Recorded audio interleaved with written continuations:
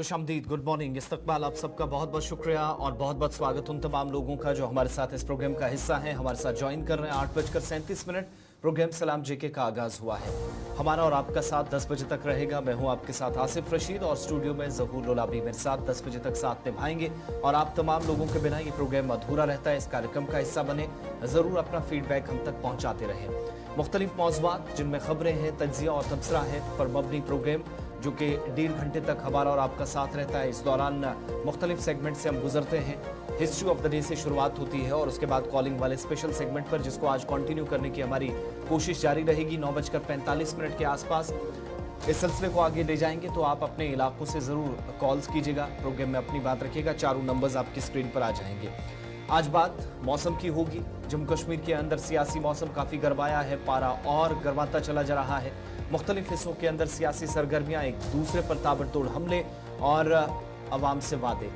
कहां पर क्या हो रहा है, मुकम्मल तफसीलात थोड़ी देर में आपके सामने रखेंगे।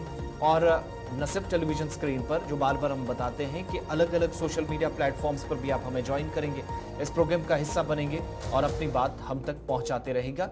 इसीलिए हमने बहुत सारे आपके लिए रास्ते खुले रखे हैं। उनमें फेसबुक है, यूट्यूब है, एक्स है, इसके अलावा इंस्टाग्राम आपके पास है। आपका फीडबैक और इसके अलावा स्क्रीन पर एक नंबर नीचे फ्लैश हो रहा है, उस पर भी आप अपने सवाल रख सकते हैं। मनशियात मुखालिफ जो एक कैंपेन हमने शुरू की थी, 2 माह इसके मुकम्मल हो गए हैं। उस ताल्लुक से थोड़ी देर में गुफ्तगू शनीद का सिलसिला आगे बढ़ाएंगे। एक और ख़ास मेहमान इस प्रोग्राम का हिस्सा होंगे। तो शुरुआत प्रोग्राम की होगी अहम तरीन मौजू से या आज के दिन के साथ। आज पीर का दिन है, नई सुबह का आगाज और सूरज की नई पड़ती किरणों के साथ एक नए प्रोग्राम के शुमारे के साथ हम आपकी खिदमत में हाजिर हुए हैं। इब्तिदा प्रोग्राम की हिस्ट्री ऑफ द डे के साथ ज़हूर बताएंगे। बहुत शुक्रिया आसिफ। तो नाज़रीन, प्रोग्राम की शुरुआत तय फॉर्मेट के हिसाब से हिस्ट्री ऑफ द डे के साथ करेंगे कि माजी में आज के दिन की क्या अहमियत है, आलमी और कौमी सतह के चंद अहम वाक़ात है, वो एक एक करके आपके सामने रखेंगे। आपको बता दें कि आज सोमवार का दिन है, 2 सितंबर और साल 2024। लेकिन माजी में आज के दिन क्या कुछ हुआ है, एक एक करके आपके सामने आ रहा है। और आपको बता दें कि आज ही के दिन 1573 में 1573 शहनशाह अकबर ने अहमदाबाद में आखिरी लड़ाई की और गुजरात पर कब्जा किया। मुगल हुकूमत के बड़े बादशाह अकबर बादशाह ने ये लड़ाई की थी और आज के दिन उन्होंने गुजरात पर अपनी हुकूमत जमाई थी, अपना कब्जा किया था। और 1946 में आज ही के दिन पंडित जवाहरलाल नेहरू गैर मुनक़सिम हिंदुस्तान के वज़ीर आज़म बने। इससे पहले सब एक साथ थे, बरसग़ीर एक था, पाकिस्तान हिंदुस्तान एक था, और आज के दिन वो गैर मुनक़सिम हिंदुस्तान के वज़ीर आज़म आज के दिन बने थे। और आज के दिन 1956 में 2 सितंबर हैदराबाद के महबूब नगर में पुल गिरने से 125 लोगों की मौत हुई थी। हैदराबाद में एक बड़ा हादसा ही माना जाता है तारीख में। और आज के दिन 1775 में अमेरिका के पहले जंगी जहाज हाना को पानी में से रवाना किया गया। 1870 में नेपोलियन सोम रूसी फौज के सामने उन्होंने खुद सुपर्दगी की, अपने आप को रूसी फौज के हवाले किया। 1900 में आज के दिन अमेरिका और जर्मनी के दरमियान टेलीग्राफ सर्विस का आगाज हुआ। दोनों मुल्क के दरमियान ये अहम पेशरफ्त आज के दिन हुई थी। और 1935 में आज के दिन फ्लोरिडा में ज़िलज़ले से 423 अफराद हलाक हुए थे। आज के दिन एक बड़ा ज़िलज़ला आया था।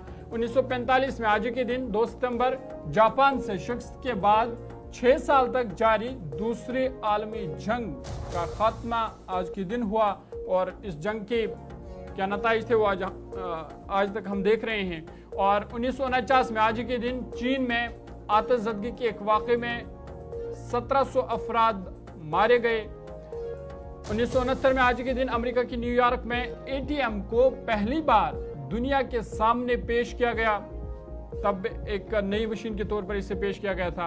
और 1999 में 1999 गोताखोर भोला चौधरी हिंदुस्तान की इंग्लिश चैनल 2 बार पार करने वाली पहली एशियाई खातून बनी।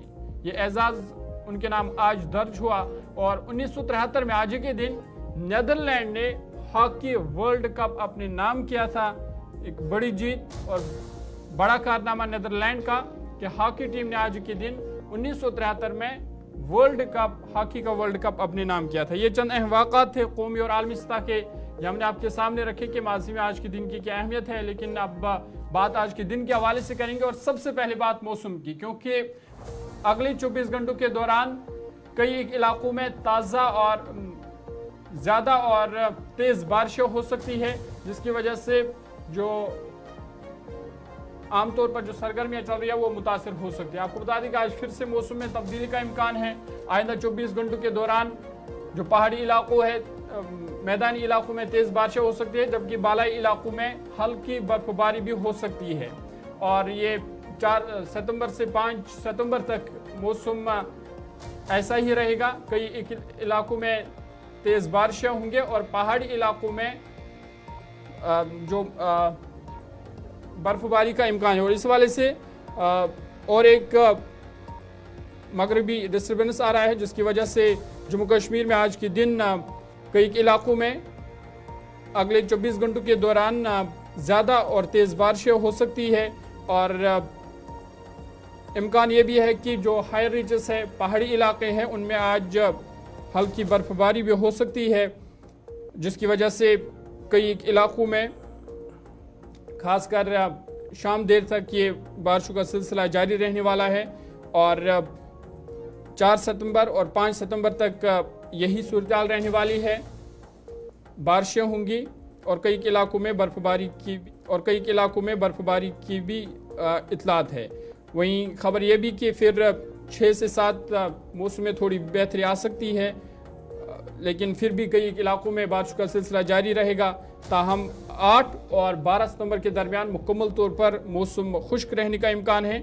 और इस हवाले से बाज़ाब्ता तौर पर एडवाइजरी भी महकमा मौसमियात की जानिब से जारी की गई है, जिसमें कहा गया कि आज और कल तेज़ बारिशें होंगी, जिसकी वजह से कई इलाकों में फ्लड आ सकता है, लैंडस्लाइड हो सकता है या पत्थर गिरने के वाक़ात भी सामने आ सकते हैं, खासकर जो पहाड़ी इलाके हैं उनमें। और साथ साथ जो दरिया है या नदी नाले हैं, उनमें जो पानी की सतह है वो भी बढ़ सकती है। और ट्रैकर्स और ख़ासकर जो सयाह है, उनसे कहा गया है कि वो अपना जो प्लान है वो मौसमी सूरत-ए-हाल को मद्देनज़र रखते हुए तरतीब दे, ताकि उन्हें किसी मुश्किलात का सामना ना करना पड़े। तो आप देखेंगे कि आइंदा 24 घंटे के दौरान जम्मू कश्मीर के मैदानी इलाकों में बारिशें होंगी, पहाड़ी इलाकों में बर्फबारी का भी इम्कान है। और फिलहाल ये सूरत हाल अगले 2-3 दिन तक जारी रहने का इम्कान है।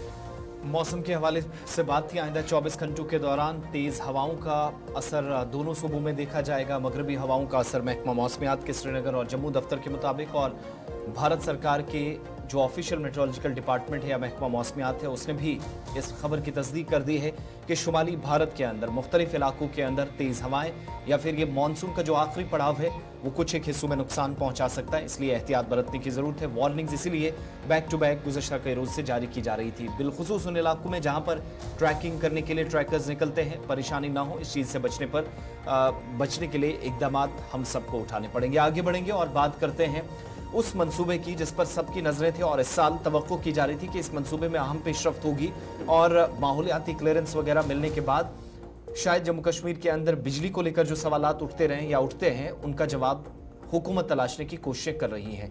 लेकिन आप सबको याद होगा कि हाइड्रो इलेक्ट्रिक प्रोजेक्ट 1 जो नॉर्थ कश्मीर के उड़ी के अंदर बन रहा है, उसमें मुश्किलात कुछ पेश आई हैं। और मुश्किलात ये हैं कि मुतलका वजारत जो दारुल हुकूमत दिल्ली से बहुत सारी चीज़ें मॉनिटर करती है, उससे जब माहौलियाती क्लियरेंस देने की बात कही गई तो उसने कंसर्न लोगों को या अथॉरिटीज़ को इन माहौलियाती क्लियरेंस या जो इन्वायरमेंटल क्लियरेंस है वो देने से मना कर दिया, इनकार कर दिया, और कहा कि इससे पहले अगर कोई किसी किस्म का कोई सर्टिफिकेट तैयार करना है, किसी भी तरीके से हम आपको माहौलियाती क्लियरेंस देते हैं, तो फिर कुछ अहम तरीन पहलू हैं जिन पर इजाफी मालूमात आपको फराहम करनी होगी। पूरे इलाके को ड्रोन के जरिए वीडियोग्राफी का मुतालबा किया गया है, एडिशनल ड्रोन वीडियोग्राफी होनी चाहिए। एक प्रपोजल था जिसमें कहा गया था कि एनवायरमेंटल क्लियरेंस दिया जाए। मरकजी वजारत जो environment, forest and climate change की है, और स्टेज 2 जो उड़ी हाइड्रो इलेक्ट्रिक प्रोजेक्ट है बारामूला के अंदर, मुख्तलिफ पहलुओं पर गौर व खौज करने के बाद कहा गया कि एनवायरमेंटल क्लियरेंस मिलेगा तो किन किन इलाकों में यहाँ पर मजीद काम हो सकता है, माहौलियात को किसी भी तरीके से नुकसान ना पहुंचे, इस बात का ख्याल रखा जाता है और इसलिए इन्वायरमेंटल क्लियरेंस या ईसी जो है वो जरूरी होती है। प्रेजेंटेशन एक तैयार की गई एनएचपीसी लिमिटेड की जानिब से और कंसर्न जो लोग हैं जिसमें एमएसआरएस इन्वायरमेंटल टेक्नोलॉजीज प्राइवेट लिमिटेड है, इन्होंने बाज़ाब्ता तौर पर प्रोजेक्ट डिटेल्स तैयार की और इस सिलसिले में एक कमेटी जिसको एक्सपर्ट अप्रेजल कमेटी कहते हैं, ये वो कमेटी है जिस पर एक बड़ी जिम्मेदारी है कि मुख्तलिफ हिस्सों के अंदर जितने भी प्रोजेक्ट्स बनते हैं, सिर्फ जम्मू कश्मीर की बात नहीं है, कहीं पर भी अगर कोई मंसूबा तैयार होता है तो उस इलाके में जब भी कभी अर्थ कटिंग होगी, किसी भी इलाके के अंदर कोई काम शुरू होगा तो तामीरी काम के साथ इस बात का पूरा ख्याल रखा जाना चाहिए कि माहौलियात को किसी भी किस्म से नुकसान ना पहुंचे। इसलिए एक रिपोर्ट तैयार हुई और वो गई उन एक्सपर्ट्स के पास जो 12 एक पैनल का हिस्सा थे। कुल जमीन जो प्रोजेक्ट के लिए चाहिए 102 हेक्टर इसकी असल तादाद कंसर्न लोगों के मुताबिक बताई गई और कहा गया कि नॉन फॉरेस्ट लैंड यानी जो जंगलात का इलाका नहीं था वो तकरीबन 85 हेक्टर, 17 हेक्टर के आसपास जो जंगलात की जमीन इसके लिए दरकार है। स्टेज 1 में फॉरेस्ट क्लियरेंस भी जरूरी चाहिए था, लेकिन मुतलका वजारत ने अभी भी कहा गया कि उसको भी सारी चीजें अंडर प्रोसेस छोड़ दी गई हैं, कोई इस पर खास पेशरफ्त नहीं हुई। इस पर मजीद जरा बात करेंगे। जिन पहलुओं पर वीडियोग्राफी मांगी गई है, ड्रोन के जरिए जो फुटेज लेने के बाद मुतलका वजारत को ईसी के लिए सौंपी जाएगी, उस पर भी सवाल का जवाब तलाशना जरूरी है। और ये जो जमीन के लिए जो कमेटी के पास जो क्लियरेंस के लिए चीजें जाती हैं, उससे आगे जो रास्ता निकालने की कोशिश है, जरा उस पर मजीद बात करते हैं कि इसका पूरा प्रोसेस होता क्या है। इमरान नाइको हमारे नुमाइंदे हमारे साथ हैं। इमरान, बहुत शुक्रिया ज्वाइन करने के लिए। बड़ा इंपॉर्टेंट प्रोजेक्ट था और ये तवक्को की जा रही थी कि इन्वायरमेंटल क्लियरेंस मिलने के बाद इस मंसूबे को आहिस्ता आहिस्ता जो पहला फेज होगा उसमें दाखिल कर दिया जाएगा, काम शुरू होगा। लेकिन क्या वाकई में मुश्किलात हैं जिसका बड़ी संजीदगी के साथ मुतलका वजारत भी जायजा लेना चाह रही है किसी भी तरीके का क्लियरेंस देने से पहले? ये जो मामला है जिसके अब ये उड़ी पावर प्रोजेक्ट का फेज 2 है, यानी जो पहला पावर प्रोजेक्ट उड़ी का हाइड्रो पावर प्रोजेक्ट है उसी का ये फेज 2 है।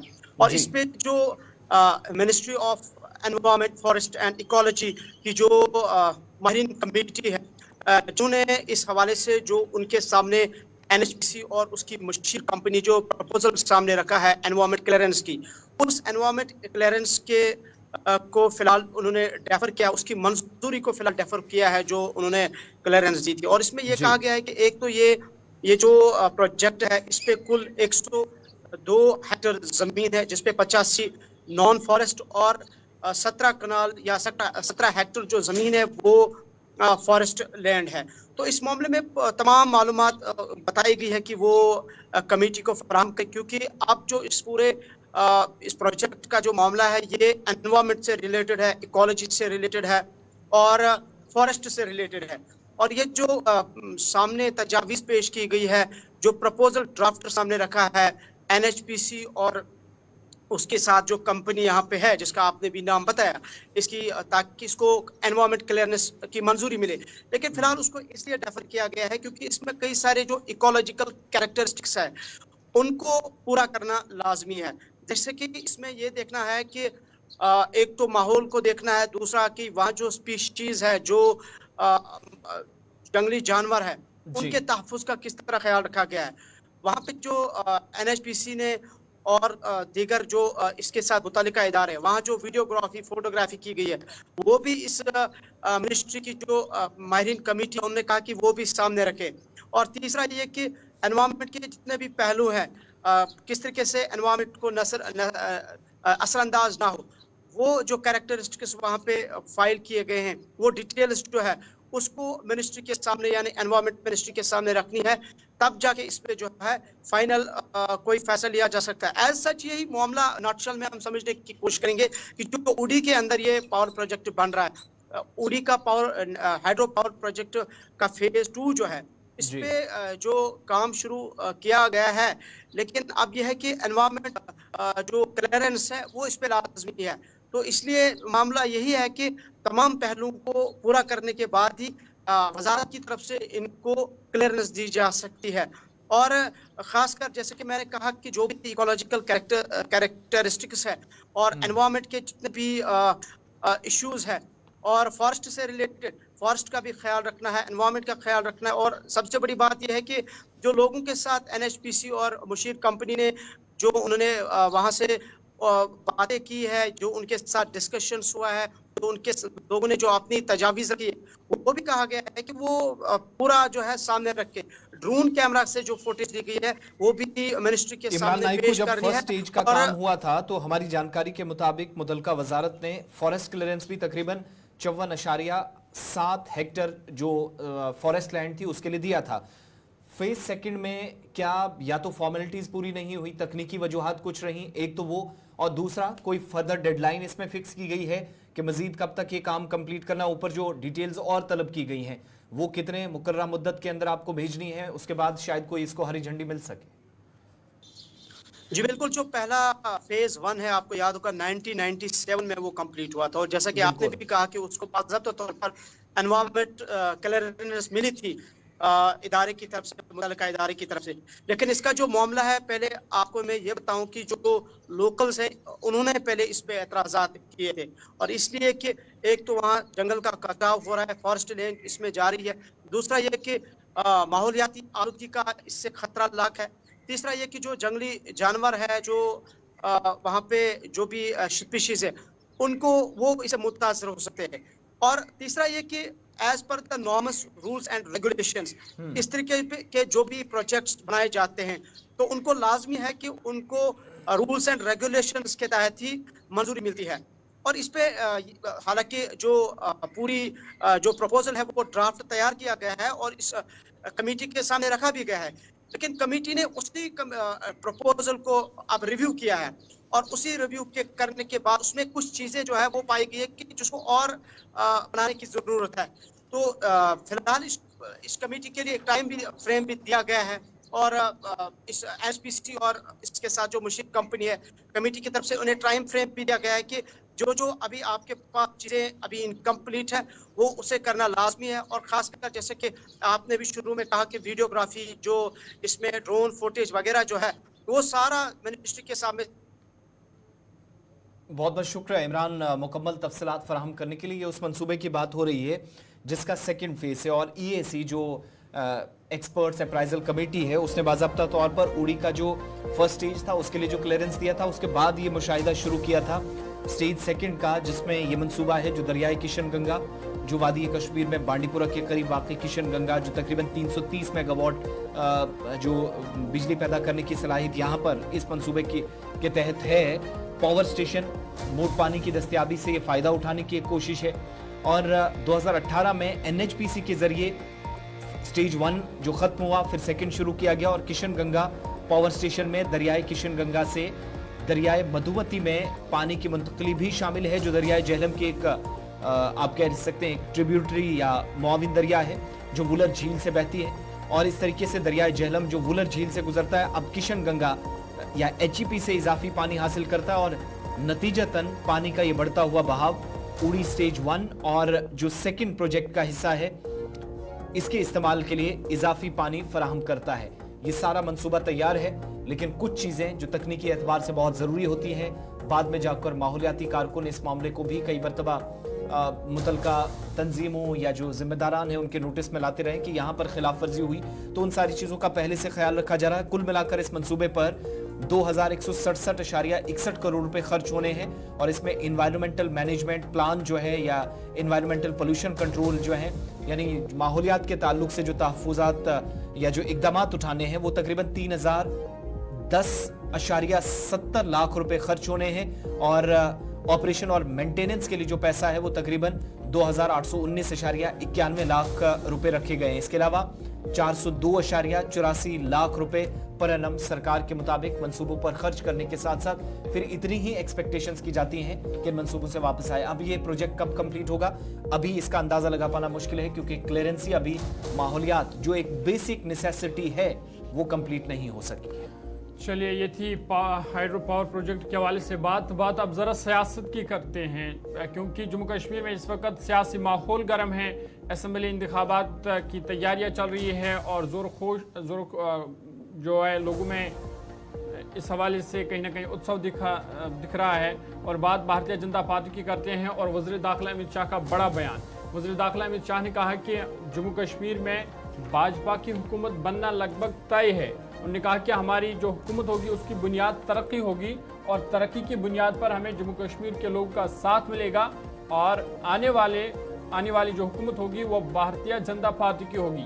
साथ ही साथ उन्होंने जो नेशनल कॉन्फ्रेंस पीडीपी और कांग्रेस की तनकीद करते हुए कहा कि इस बार ये जो 3 जमातें हैं इनको जम्मू कश्मीर के लोग सत्ता से बाहर रखेंगे। उन्होंने कहा कि जब से भारतीय जनता पार्टी इक़्तिदार में आई जम्मू कश्मीर में मिलिटेंसी या वायलेंस जो है उसमें कमी देखी गई। ये बड़ा बयान वज़ीर दाखिला अमित शाह का।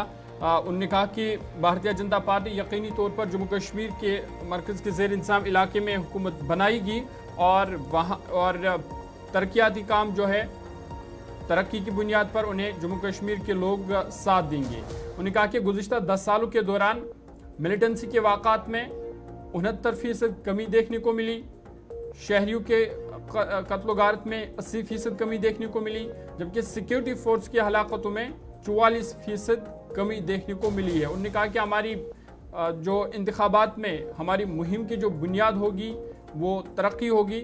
हम तरक्की का रोड मैप जम्मू कश्मीर के लोगों के पास रखेंगे।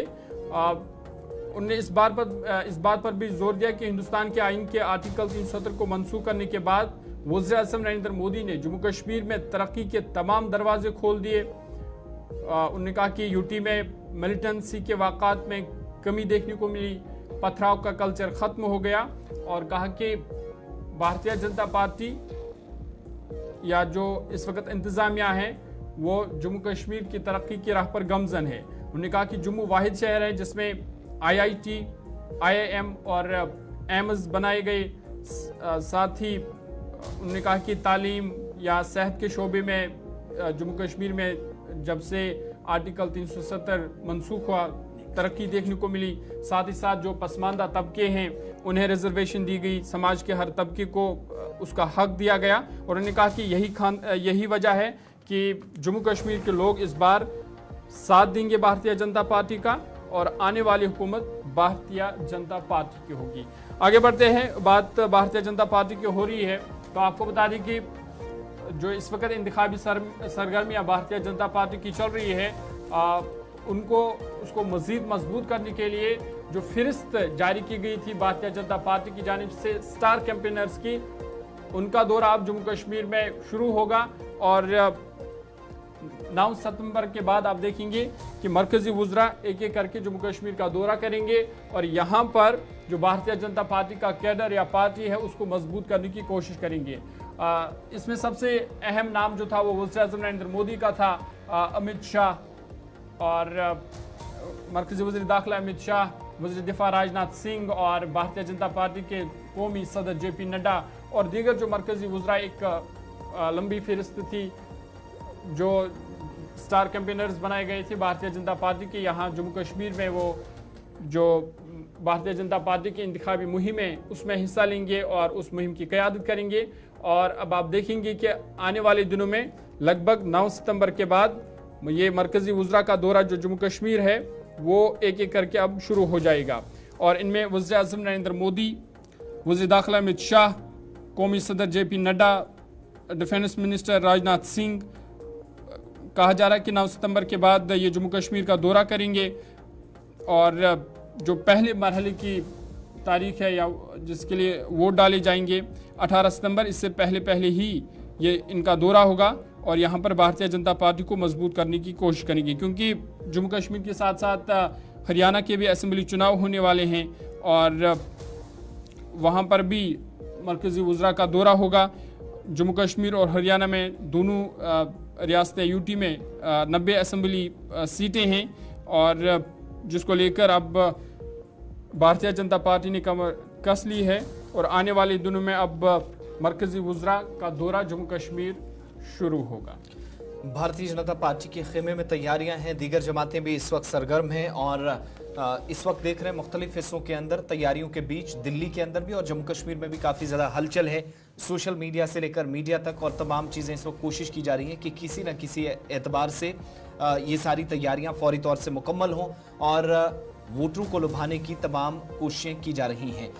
अब आगे बढ़ते हैं, बात जरा उस मामले पर करते हैं जिस पर पिछले कुछ दिनों से पेच फंसा है और बहुत सारी चीजें ऐसी हमने देखी जहां पर पार्टी के अंदर ही नाराजगी अपनी पार्टियों के खिलाफ देखी गई।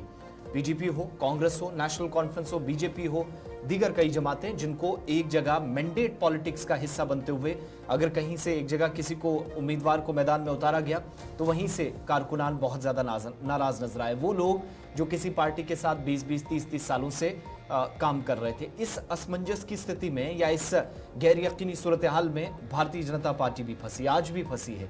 45 उम्मीदवारों की फहरिस्त आई, कहीं पर उम्मीदवार एक दो जगहों पर फिर बाद में चेंज भी करने पड़े, कुछ मुश्किलात आई। साबिक वज़ीर आला को, साबिक नायब वज़ीर आला को फहरिस्त से बाहर रखा गया, उस पर भी सवाल उठे।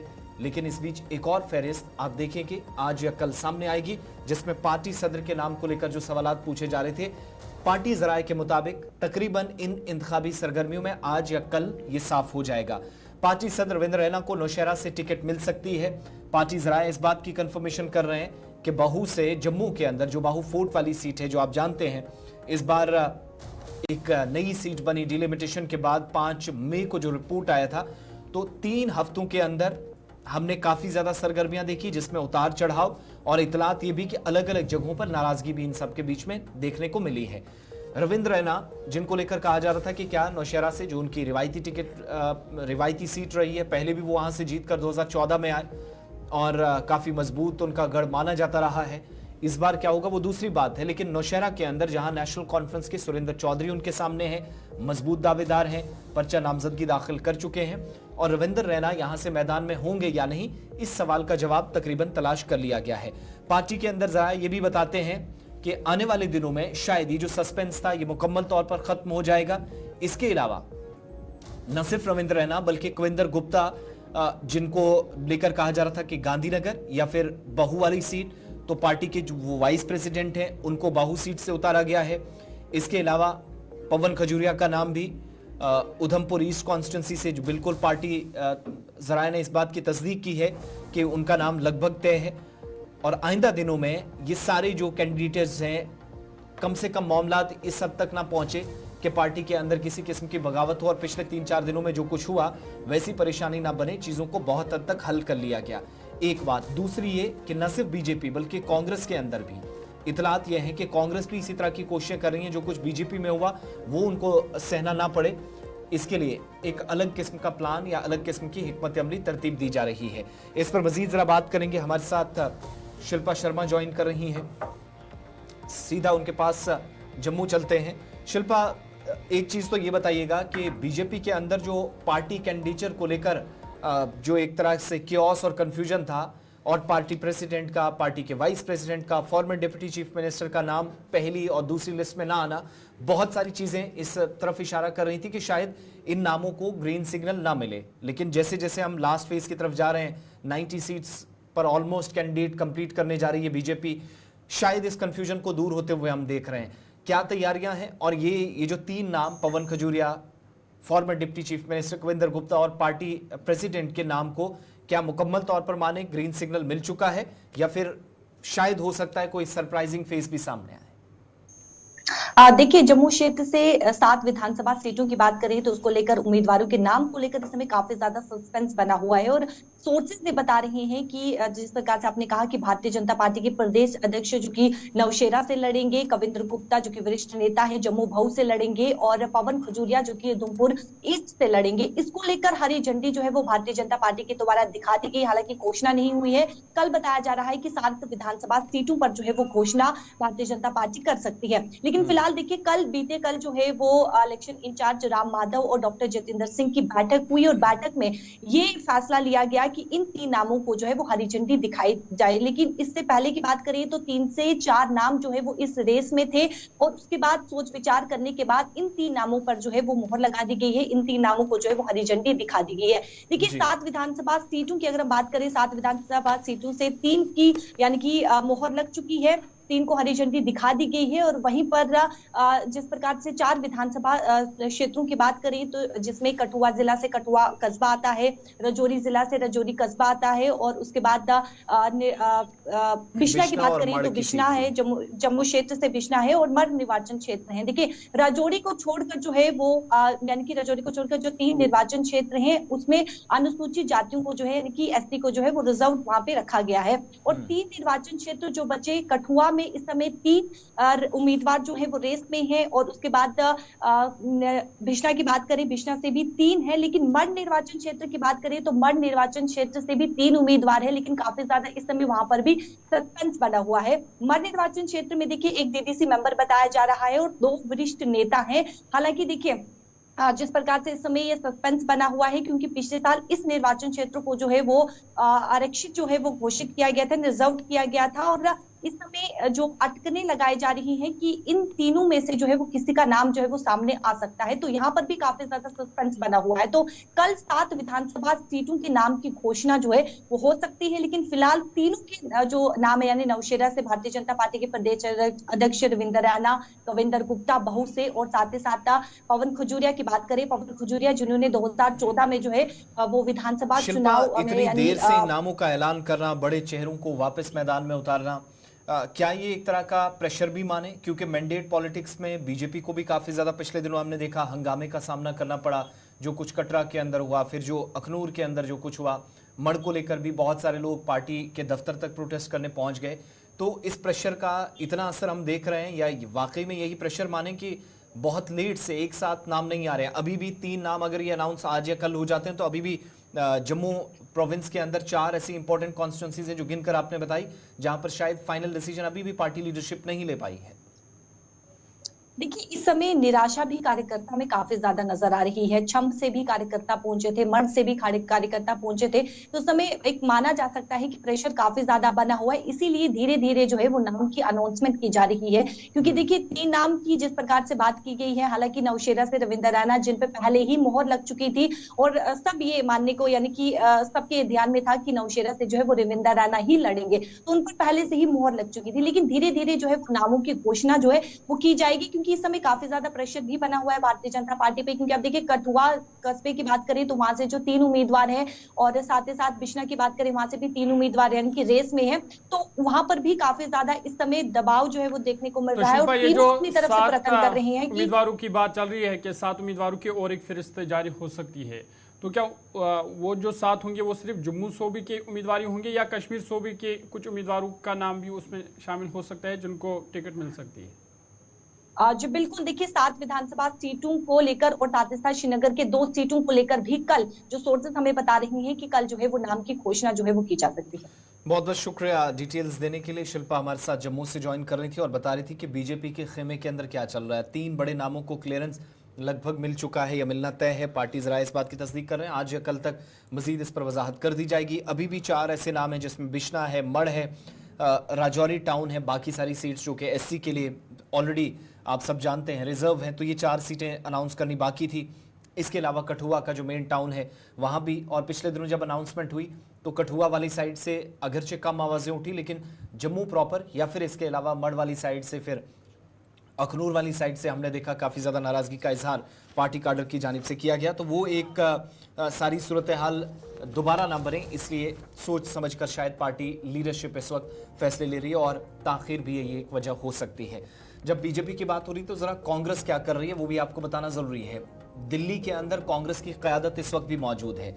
जम्मू कश्मीर के अंदर सरगर्मियां मजीद तेज हों ये तो हम देख ही रहे हैं, लेकिन किसी भी तरीके से नाराजगी वाला फैक्टर कांग्रेस पार्टी को कमजोर ना करे, इस बात को यकीनी बनाने की कोशिशें की जा रही हैं। एक बीजेपी के अंदर जो कुछ हुआ उस चीज को देखकर कांग्रेस पार्टी जराये के मुताबिक वो इससे सबक ले रहे हैं, और किसी भी सूरत में अब ये कम आसार हैं कि जिन नामों का ऐलान पार्टी आइंदा दिनों में करेगी उसमें नई एंट्रीज नहीं होगी, ये कम से कम साफ हो रहा है। यानी बीजेपी के अंदर कुछ नए लोग जिन्होंने पार्टी में शमूलियत इख्तियार की, अब जाकर उनको मैंडेट दे दिया गया। 20-20, 25-25 सालों से जो लोग काम कर रहे थे वो नाराज हो गए। उस चीज को, उस नाराजगी वाले फैक्टर को मद्देनजर रखते हुए कांग्रेस भी इस वक्त अपनी स्ट्रेटेजी तरतीब दे रही है, और इतलात के मुताबिक कांग्रेस किसी भी नए एंट्री वाले को टिकट नहीं देगी। एक बात, दूसरी बात, श्रीनगर के अंदर कल जब ज्वाइनिंग हो रही थी, सोहेल बुखारी जो पहले पीडीपी के चीफ स्पोक्स पर्सन थे, जब वो कांग्रेस में शामिल हुए, उससे पहले हमने देखा कि राठौर साहब जब कांग्रेस में शामिल हुए तो उस वक्त भी तारिक हमीद कर्रा ने एक बात कही जो सुनने लायक थी कि शायद इन लोगों को हम अभी इन असेंबली इलेक्शन में जिन लोगों ने ज्वाइन किया है इनको एडजस्ट ना कर पाएं, क्योंकि हमारा अलायंस है, बाकी मजबूरियां हैं, तो इसलिए पार्टी कार्डर के साथ मिलकर ये काम करेंगे, लेकिन मैंडेट वाली जहां तक बात है तो उस पर सारे लोग तवक्को ना करें। तो ये वाज़े इशारा था इस बात की तरफ कि तमाम लोग या जो नई एंट्रीज हैं, अगरचे वो इसलिए बाकी पार्टियों से नाराज होकर आए कि उनको टिकट्स नहीं मिली तो कांग्रेस में आकर मिलेगी, वहां पर भी उनके लिए दरवाजा मुकम्मल तौर पर जब टिकट की बात आती है तो नहीं खुला है। इधर राहुल गांधी, कल से तैयारियां कंप्लीट हो जाएंगी, कल शाम को, परसों वो डूरू अनंतनाग जाएंगे, 2 रैलियों से खिताब करना है, screening committee back to back meetings कर रही है। आज शाम इतलात हैं कि कांग्रेस दिल्ली से जो दिल्ली लिस्ट पहुंची थी उस पर दस्तखत के बाद जम्मू कश्मीर कांग्रेस जो प्रदेश कांग्रेस कमेटी है वो अनाउंसमेंट कर सकती है टिकट्स जिन लोगों को देने हैं, जो बाकी अभी लोग बचे हैं। और मुख्तलिफ हिस्सों के अंदर टिकट डिस्ट्रीब्यूशन को लेकर आज भी ऐसा लग रहा है कि विद इन पार्टी फाइटिंग होगी, जो कुछ बीजेपी या नेशनल कॉन्फ्रेंस और पीडीपी ने कहा, शायद यहां पर भी चीजें निकले। जम्मू कश्मीर के अंदर मल्लिकार्जुन खड़गे के मुताबिक जो पार्टी के कौमी सदर हैं, इस बार बीजेपी को बाहर का रास्ता दिखाएंगे, लेकिन कई नामों पर इस हिसाब से भी गौर खौज किया जा रहा है जो पार्टी को मजबूत बनाने या पार्टी का मुश्किल हालात में दामन थामे रहे, उन उम्मीदवारों के नामों पर शायद मोहर लग सकती है, इस तरह की इतलात हैं। और बहुत सारे लोग जो कांग्रेस में ज्वाइन भी कर रहे हैं, तो इसका मतलब ये बिल्कुल भी नहीं है कि तमाम लोग कांग्रेस का हिस्सा बन जाएंगे, यानी मैंडेट इनको मिल जाएंगे। कांग्रेस का हिस्सा तो बन ही गए ऑफिशियल, मगर मेंबरशिप के बाद इनको मैंडेट मिल जाएगा, ये पक्की बात नहीं है। इन सब के बीच में आज बाद दोपहर तक उम्मीद की जा सकती है कि ये सारा सिलसिला जो है वो कांग्रेस की तरफ से खत्म किया जाए। बहरहाल एक कियोस और कंफ्यूजन वो हमने जरूर देखा है, और यूनियन टेरिटरी के अंदर आप सब देख रहे हैं कि इस वक्त सूरत हाल ये है कि तमाम सियासी पार्टियां एक लिस्ट जारी करती हैं, तो ऐसे में बाकी लोग पार्टी से अलग हो जाते हैं। ये एक तरह का नुकसान पार्टियों ने उठाया है, लेकिन दोनों पार्टियां, बड़ी पार्टियां कांग्रेस और नेशनल कॉन्फ्रेंस के अलावा बीजेपी भी आज मजीद आज अनाउंसमेंट्स की तवक्को उनके दफ्तर से भी है। आगे बढ़ेंगे और बात सियासी सरगर्मियों की हो रही है, तो लद्दाख के अंदर भी सियासत काफी गरमाई है। एक ऐसा मामला जिस पर नाराजगी काफी ज्यादा है, और आप सब जानते हैं कि हुकूमत के खिलाफ एहतजाज भी हुए, खामोश एहतजाज भी किया गया, भूख हड़ताल भी की गई, पैदल मार्च तक निकाले गए, और पैदल मार्च का एक और सिलसिला गुज़श्ता रोज शुरू हुआ है, जो आज हिमाचल प्रदेश के करीब करीब पहाड़ी सिलसिले में तकरीबन दाखिल हो गया है। बड़ी बात यह है कि लद्दाख के अंदर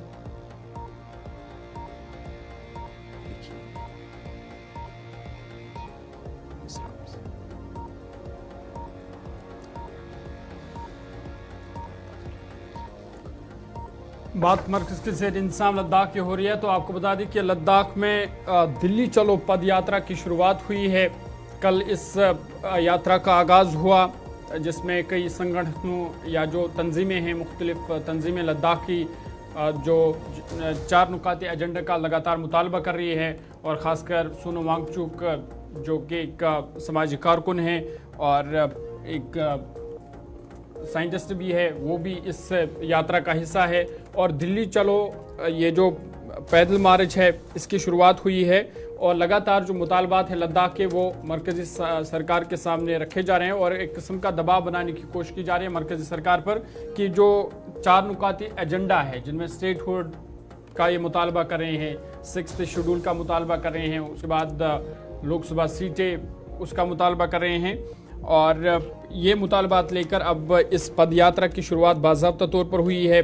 कल इसकी शुरुआत NDS मेमोरियल पार्क से हुई, जहां पर chairman Leh apex body Thupstan Chhewang उन्होंने इस यात्रा को हरी झंडी दिखाकर रवाना किया।